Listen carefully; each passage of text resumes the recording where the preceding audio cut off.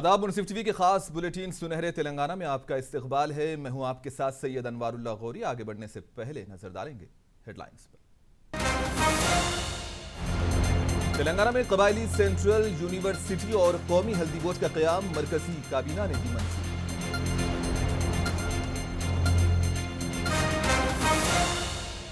Chief minister KCR किसानों के मुहाफिज निर्मल में रैली से रियासती वजीर केटीआर का खिताब।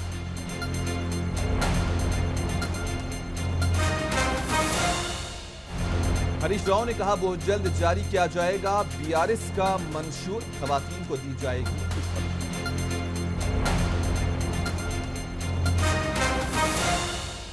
बीआरएस और बीजेपी जुड़वा भाई, दोनों में है फेविकॉल का बंधन। वजीर आजम के बयान से हुआ वाज़ेह पीसीसी चीफ रेवंत रेड्डी का तबसरा। मरकजी काबीना का आज वजीर आजम नरेंद्र मोदी की सदारत में एक इजलास मुनक्किद हुआ। इस इजलास में तेलंगाना के मुलुगु में सम्मक्का सारक्का कबायली सेंट्रल यूनिवर्सिटी और निजामाबाद में कौमी हल्दी बोर्ड कायम करने का फैसला किया गया। काबीना इजलास के बाद ये जानकारी मरकजी वज़रा अनुराग ठाकुर, जी किशन रेड्डी और दीगर ने दी। अनुराग ठाकुर ने कहा कि काबीना के फैसले से तेलंगाना आवाम के दिली ख्वाब शर्मिंदा ताबीर होंगे। इसके अलावा आंध्र प्रदेश और तेलंगाना के दरमियान जारी कृष्णा नदी के आबी तनाज़े को हल करने के लिए कृष्णा ट्राइबल के क़याम का भी फैसला किया गया। 2014 के बाद तेलंगाना राज्य का गठन भी हुआ और इसके चलते वाटर एलोकेशन नहीं हो पाया।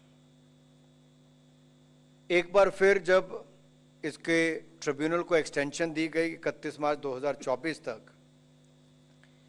उससे पहले फिर कोर्ट गए जहां पर उन्होंने कहा कि स्पेसिफिक स्टेट वाइज एलोकेशन करना चाहिए और उस पर भी उनको कोई राहत नहीं मिल पाई। अब की बार तेलंगाना और आंध्र प्रदेश ने चारों राज्यों के बीच से गुजरने वाली इस कृष्णा नदी के जल बंटवारे को नए सिरे से निर्धारित करने के लिए केंद्र सरकार के समक्ष एक बार फिर अपनी मांग की और second Krishna water dispute tribunal को अप्रोच किया।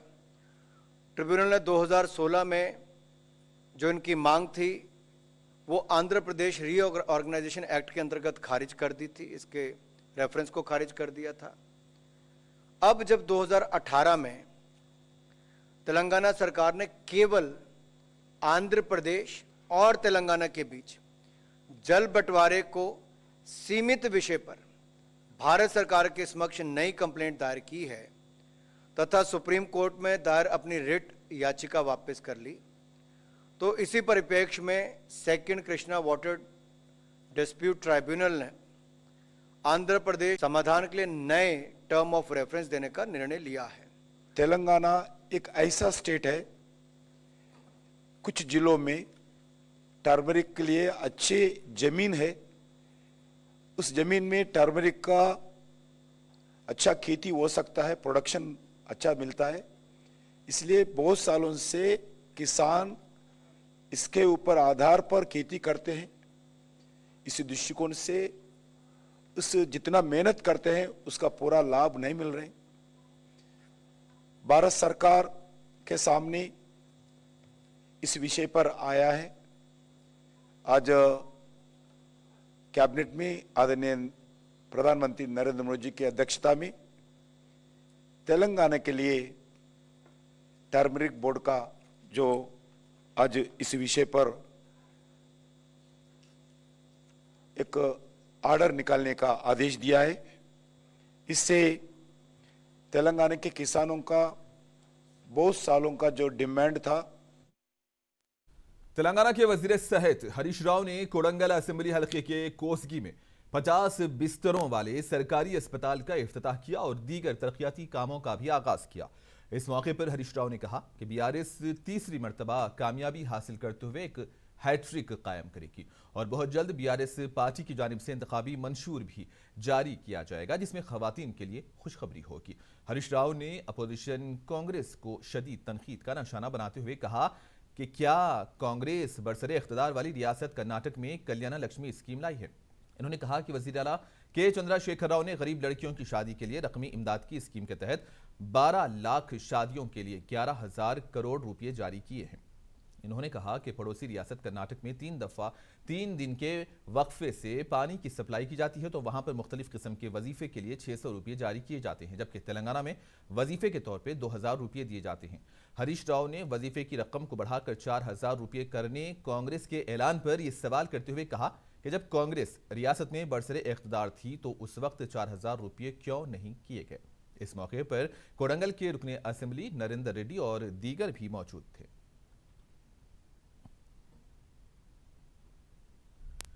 रियासत के वजीर केटीआर ने कहा कि चीफ मिनिस्टर केसीआर किसानों के मुहाफिज हैं और वो हमेशा किसानों की फलाह व बहबूद के लिए संजीदा इक़दामात कर रहे हैं। केटीआर ने कहा कि एक जमाने में ये हालत थी कि किसान आबपाशी के पानी के लिए खुदाई करते थे और अब ऐसी कोई सूरत हाल नहीं है। नहरों पर मोटरें लगाई जाती थीं, खेतों को पानी सैराब किया जा रहा है। केटीआर ने आज निर्मल हल्के में 50,714 करोड़ रुपयों की लागत से शुरू की गई Kaleshwaram package 27 Lakshmi Narasimha Swamy lift scheme का इफ्तिताह किया। इसके अलावा केटीआर ने वजीर इंदिरा किरण रेड्डी के साथ मिलकर 300 करोड़ की लागत से तामीर होने वाली पाम ऑयल इंडस्ट्री की तामीर का भी संगे बुनियाद रखा। गौरवनीयुलैन पेद्दलु నిర్మల్ నియోజకవర్గాన్ని నిర్మల్ జిల్లాని ఉమ్మడి ఆదిలాబాద్ జిల్లాని కూడా తన సమర్థవంతమైన నాయకత్వంలో ఈరోజు నిర్మల్ కావచ్చు, మంచిర్యాల కావచ్చు, ఆదిలాబాద్ కావచ్చు, జల్ జంగల్ జమీన్ నినాదం ఇచ్చిన ఆదివాసీ యోధుడు కొమరం భీం పేరు మీద పెట్టుకున్న కొమరం భీం ఆసిఫాబాద్ జిల్లా కావచ్చు, ఈ 4 జిల్లాలని తన నాయకత్వంలో సమర్థవంతంగా బ్రహ్మాండంగా అభివృద్ధి బాటలో సంక్షేమ బాటలో ముందుకు తీసుకెళ్తూ 7-10 వయస్సులో కూడా ఈరోజు 7-10 వయస్సులో కూడా నిత్య నూతనంగా ఒక యువకుడు మాదిరిగా మాకంటే ఎక్కువ పరుగులు పెడుతూ నియోజకవర్గాన్ని పరుగులు పెట్టిస్తున్న గౌరవనీయులు మీ అందరి అభిమాన నాయకులు నిర్మల్ శాసనసభ్యులు తిరిగి మీ ఆశీర్వాదంతో కాబోయే శాసనసభ్యులు అన్న ఇంద్రకరణ్ రెడ్డి గారికి గట్టిగా చప్పట్లతో तेलंगाना के वजीर इंफॉर्मेशन टेक्नोलॉजी केटीआर ने निर्मल जिले के दिलावरपुर मंडल के गुंडमपल्ली में Kaleshwaram project package number 27 Shri Lakshmi Narasimha Swamy lift irrigation scheme का इफ्तिताह किया। इस मौके पर केटीआर ने कहा कि वजीर आला केसीआर के खुसूसी इक़दामात की वजह से निर्मल की आवाम का देरीना ख्वाब पूरा हुआ। इस स्कीम के जरिए निर्मल हलके के दिलावरपुर, नरसापुर, जी कुंटला, सारंगापुर, निर्मल, लक्ष्मण शंदा, मुमडा और सोन मंडलों के 99 देहातों के तालाबों को आबपाशी के लिए पानी फराहम किया जाएगा और गुज़िश्ता 20 सालों तक एक ही फसल तक महदूद रहने वाली अराजी पर अब 3 फसलों की पैदावार होगी। जबकि निर्मल के किसानों ने प्रोजेक्ट की तामीर और निर्मल हलके के किसानों को आबपाशी के लिए पानी फराहम करने पर वजीर आला केसीआर से इजहार तशक्कुर किया। इस मौके पर तेलंगाना के वजीर इंदिरा किरण रेड्डी, वेणुगोपालचारी और दीगर भी मौजूद थे।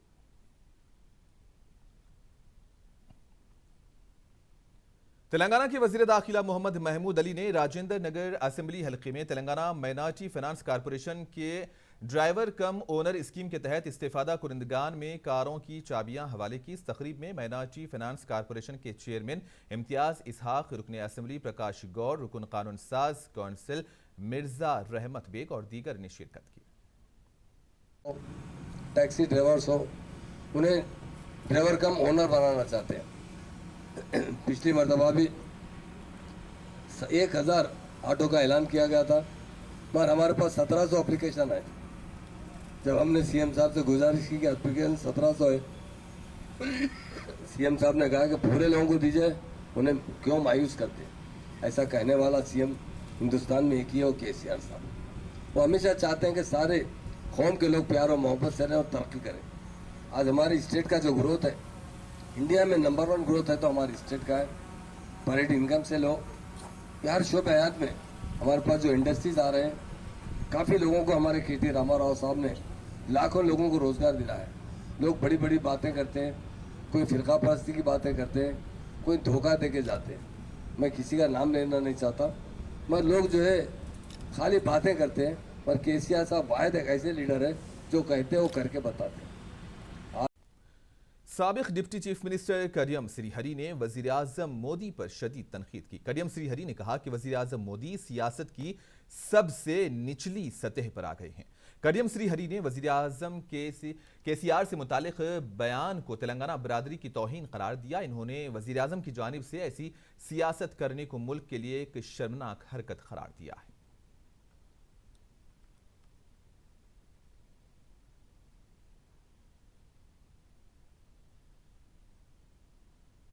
ప్రధాని గౌరవనీయులు నరేంద్ర మోడీ గారు నిన్నటి రోజున నిజామాబాద్లో ఒక బహిరంగ సభలో పాల్గొంటూ తాను ప్రపంచంలోనే అతిపెద్ద ప్రజాస్వామ్య దేశానికి ప్రధానమంత్రి అనే విషయాన్ని మర్చిపోయి హుందాతనాన్ని కోల్పోయి నీచ స్థాయికి దిగజారి కేసీఆర్ పైన తెలంగాణ పైన చేసిన విమర్శలను ఆరోపణలను నేను తీవ్రంగా ఖండిస్తున్నాను. బహుశా తెలంగాణ అభివృద్ధి పైన తెలంగాణకు రాబోయే రోజుల్లో ఏ రకంగా మేలు చేయబోతున్నాం, ఏ రకంగా నిధులు ఇవ్వబోతున్నాం, ఏ రకంగా ప్రాజెక్టులు ఇవ్వబోతున్నాం, తెలంగాణ అభివృద్ధిలో మేము ఏ రకంగా భాగస్వామ్యం కాబోతున్నామని చెప్తారని ఆశపడ్డాం. కానీ దానికి భిన్నంగా తెలంగాణ ప్రజలను అవమానపరిచే విధంగా, యావత్ తెలంగాణ సమాజాన్ని అగౌరవపరిచే విధంగా, కేసీఆర్ ముఖ్యమంత్రిని అవమానపరిచే విధంగా నరేంద్ర మోడీ గారు మాట్లాడడం చాలా బాధాకరం, జుగుప్సాకరం. ప్రతి ఒక్కరు కూడా, ప్రజాస్వామ్యవాదులందరూ కూడా, ఫెడరల్ సిస్టంలో ఉన్న మన ప్రజాస్వామ్య వ్యవస్థ, ప్రజాస్వామ్యవాదులందరూ కూడా దీన్ని తీవ్రంగా बीजेपी के कौमी नायब सदर व साबिक रियासती वजीर डी के अरुणा ने आज बीआरएस कायदीन को वार्निंग दी है कि वो वजीर आजम मोदी के खिलाफ बयानबाजी से बाज आ जाएं। डी के अरुणा ने कहा कि बीआरएस कायदीन वजीर आजम मोदी की हकीकत बयानी से बौखलाहट का शिकार हैं। अरुणा ने कहा कि मरकजी हुकूमत ने तेलंगाना की तरक्की के लिए 9 लाख करोड़ रुपये खर्च किए हैं, लेकिन केसीआर क़ियादत वाली तेलंगाना हुकूमत इन हक़ाइक़ पर पर्दा डालने की कोशिश कर रही है। తెలంగాణను ప్రజలు కోరుకున్నటువంటి విషయాలను పూర్తిగా తుంగలో తొక్కి ఈరోజు తెలంగాణ రాష్ట్రం వచ్చిందేమో కల్వకుంట్ల కుటుంబం కోసం, కల్వకుంట్ల కంత్రి కుటుంబం కోసం, కల్వకుంట్ల చీటర్ల కుటుంబం కోసం అని ఈరోజు అడ్డగోలుగా తెలంగాణ ప్రజల్ని ఒక పక్క మోసం చేస్తూ, దగా చేస్తూ, తెలంగాణలో అడ్డగోలు అవినీతిని చేసి ఒకప్పుడు పాస్పోర్ట్ బ్రోకర్గా ఉన్నటువంటి దుబాయ్ శేఖర్ అని పిలువబడినటువంటి కల్వకుంట్ల చీటర్ రావు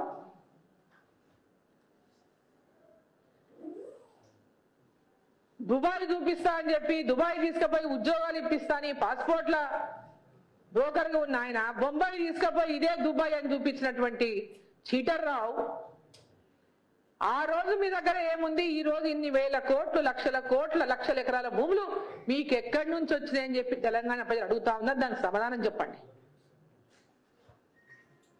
మీరు ఏ కష్టం చేసి, ఏ చెమటోడ్చి तेलंगाना प्रदेश कांग्रेस कमेटी के सदर रेवंत रेड्डी ने आज रियासती कांग्रेस उमूर के इंचार्ज मानिक राव ठाकुर के हमरा मीडिया से बात करते हुए बीआरएस और बीजेपी पर तनकीद की। इन्होंने कहा कि बीआरएस और बीजेपी जुड़वा भाई हैं और इन दोनों के दरमियान फेविकॉल का एक मजबूत बंधन है।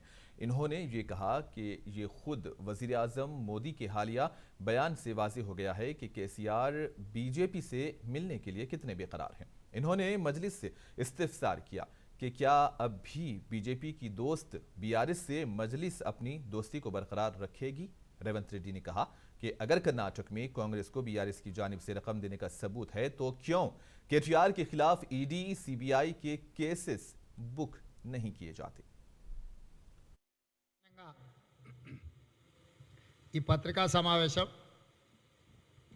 నరేంద్ర మోడీ గారి నిన్నటి తెలంగాణ పర్యటనలో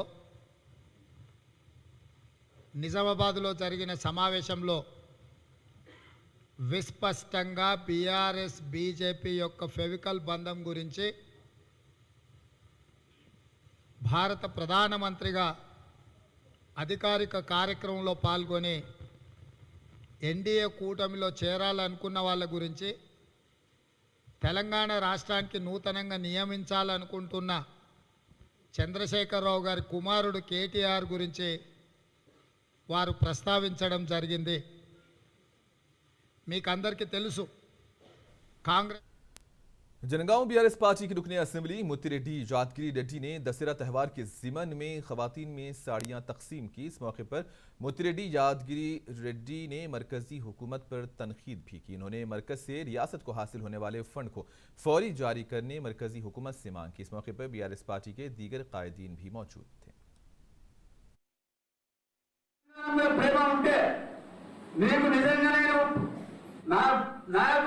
ప్రధానమంత్రి సేవ చేయాలనే బుద్ధి సేవ సోయి జ్ఞానం ఉంటే నీకు మొదలు మా ఇక్కడ కట్టే ప్రాజెక్టులకు నిధులు రిలీజ్ చేయి. ఎందుకు ఆపిరో చెప్పాను మా ప్రజలకు. నేను చంపి బిడ్డనిచ్చిన అని అంటే ఆంధ్రప్రదేశ్ చంపేసినావా? ఏం మాట్లాడతావు ప్రధానమంత్రి? ఇదే నాకు మాట్లాడే భాష. లేకపోతే ఏమంటావు? పుణ్యానికి ఇచ్చేదాన్ని బంద్ చేయాలి, కళ్యాణ లక్ష్మి బంద్ చేయాలి, బతుకమ్మ చీరలు బంద్ చేయాలి, లేకపోతే రైతుకు పెట్టుబడి బంద్ చేయాలి, కరెంటు అందరూ దేశమంతా ఇచ్చే 9 గంటలు నీటికి ఎందుకు ఇస్తారు? నువ్వు దేశమాన్ని ఇవ్వాలి. ఇది వాళ్ళు చెప్పేది. నీకు దమ్ముంటే శాతనైతే దక్షిణ వెళ్తే సంపద పెంచు. ఈ దేశంలో సంపద నిర్మాణం తెలంగాణ మాది పంచు. वज़ीर आज़म नरेंद्र मोदी की जानिब से दौरे निज़ामाबाद के मौके पर की गई तकरीर के खिलाफ बीआरएस पार्टी की जानिब से तारनाका चौराहे पर एहतजाज किया गया। इस एहतजाज में ग्रेटर हैदराबाद की डिप्टी मेयर मुथासरी लता शोभन रेड्डी और पार्टी के दीगर कायदीन ने भी हिस्सा लिया। इस मौके पर डिप्टी मेयर मुथासरी लता शोभन रेड्डी ने मीडिया से बात करते हुए वज़ीर आज़म मोदी की जानिब से वज़ीर आला केसीआर से मुतालिक दिए गए बयान को तेलंगाना अवाम की तौहीन करार दिया।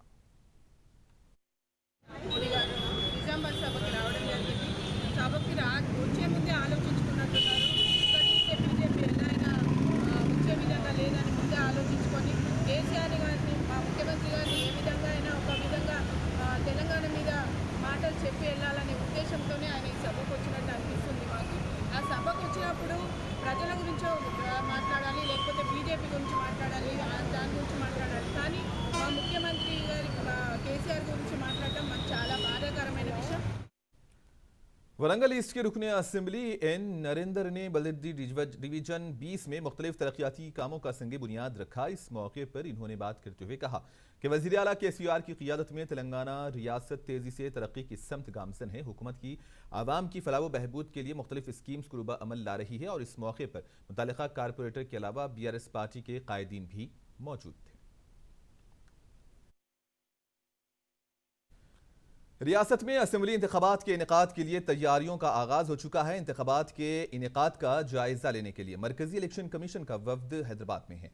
आज दूसरे दिन मरकजी इलेक्शन कमीशन के वफ्द ने जिला collectors, commissioner of police, superintendent of police से इंतखाबी उमूर के इंतजाम का जायजा लिया। बताया जा रहा है कि ओहदेदारों ने इलेक्शन कमीशन को अब तक की गई तैयारियों के बारे में जानकारी दी है।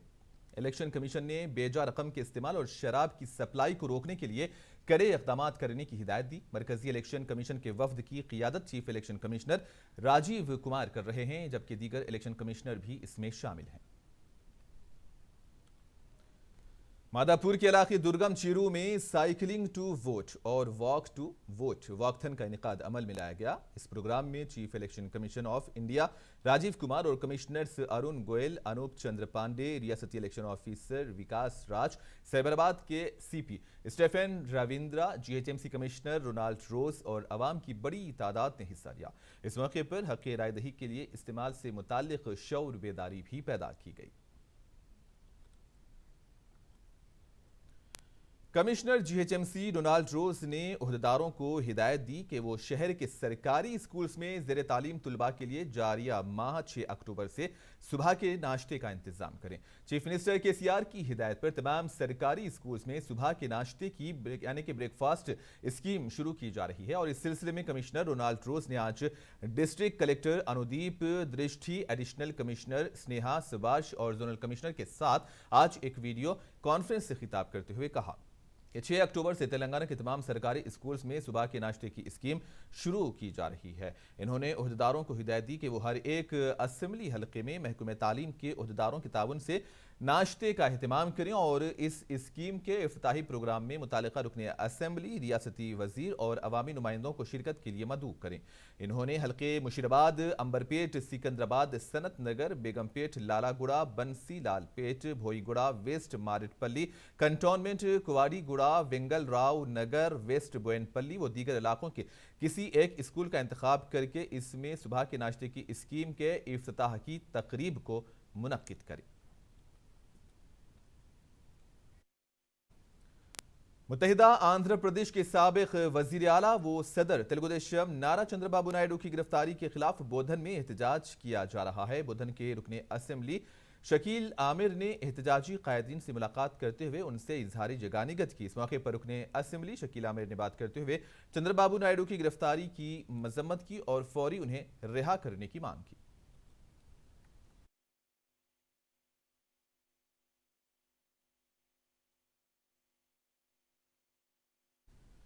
तेलंगाना के महकमे तालीम ने दशहरा त्यौहार मनाने के लिए रियासत के स्कूल्स और कॉलेजेस में तातीलात का ऐलान किया है, जिसके मुताबिक सरकारी और खानगी स्कूल्स में 13 अक्टूबर से 25 अक्टूबर तक यानी कि 13 दिन तक तातीलात होंगी। और आखिर में हेडलाइंस पर एक और नजर। तेलंगाना में कबायली सेंट्रल यूनिवर्सिटी और कौमी हल्दी बोर्ड का क़याम, मरकजी काबीना ने दी मंजूरी।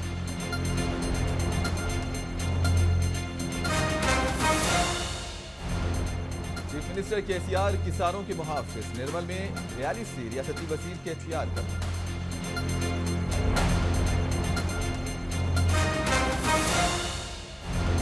हरीश राव ने कहा बहुत जल्द जारी किया जाएगा बीआरएस का मंशूर, खवातीन को दी जाएगी खुशखबरी।